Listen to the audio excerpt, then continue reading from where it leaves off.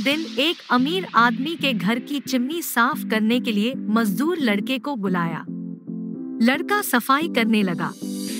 उसने कमरे में सुंदर चीजों को देखा और उन्हें सजाया। वह कमरे में अकेला था, इसलिए उसने सब कुछ उठा लिया। अचानक उनका ध्यान हीरे मोती से बनी एक घड़ी की ओर गया। यह सोना था। उसने घड़ी उठाई और देखने लगा।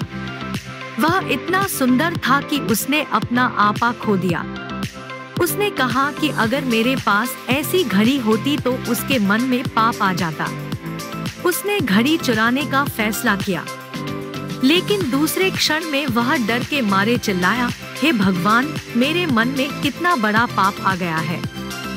अगर मैं चोरी करते पकड़ा गया तो मेरी कितनी दयनीय स्थिति होगी। सरकार सजा देगी। आपको जेल जाना होगा और पत्थर फेंकना और तेल से बाहर निकलना शुरू करना होगा। अगर ईमानदारी चली गई है तो कौन मुझ पर विश्वास करेगा और मुझे घर आने देगा। चोरी यदि वह मनुष्य के हाथ से न पकड़ी जाए तो परमेश्वर के हाथ से कुछ भी नहीं छूटता।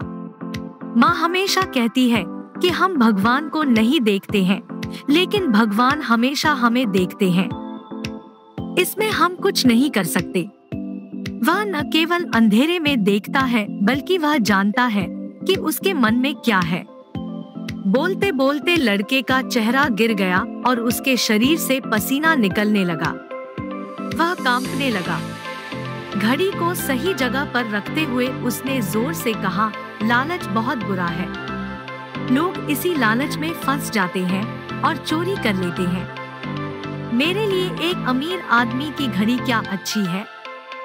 लालच ने मुझे बर्बाद कर दिया है, लेकिन दयालु भगवान ने मुझे बचा लिया है। अब मैं कभी लालची नहीं होऊंगा। चोर कितना भी अमीर क्यों न हो, चैन से नहीं सोता। ओह, यह एक चुराए हुए मन का फल है। न जाने मुझे कितनी पीड़ा और कष्ट सहने पड़ते। इतना कहकर लड़का शांति से अपना काम करने लगा।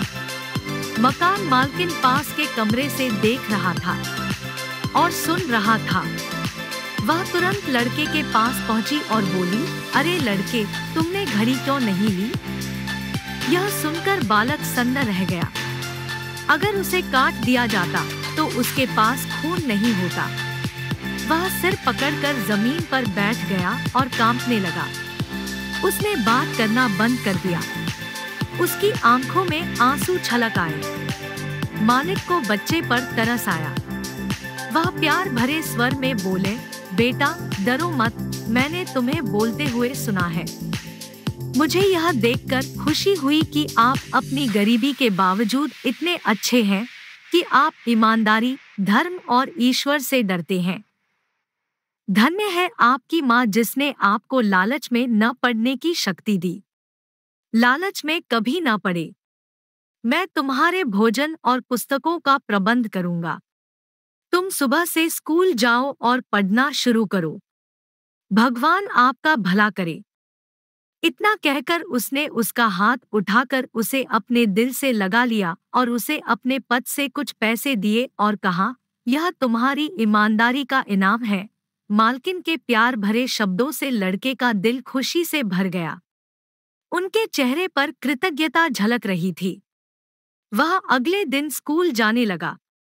बाद में वे एक महान विद्वान और प्रतिष्ठित नागरिक बने। कड़ी मेहनत और सच्चाई का फल हमेशा मीठा होता है।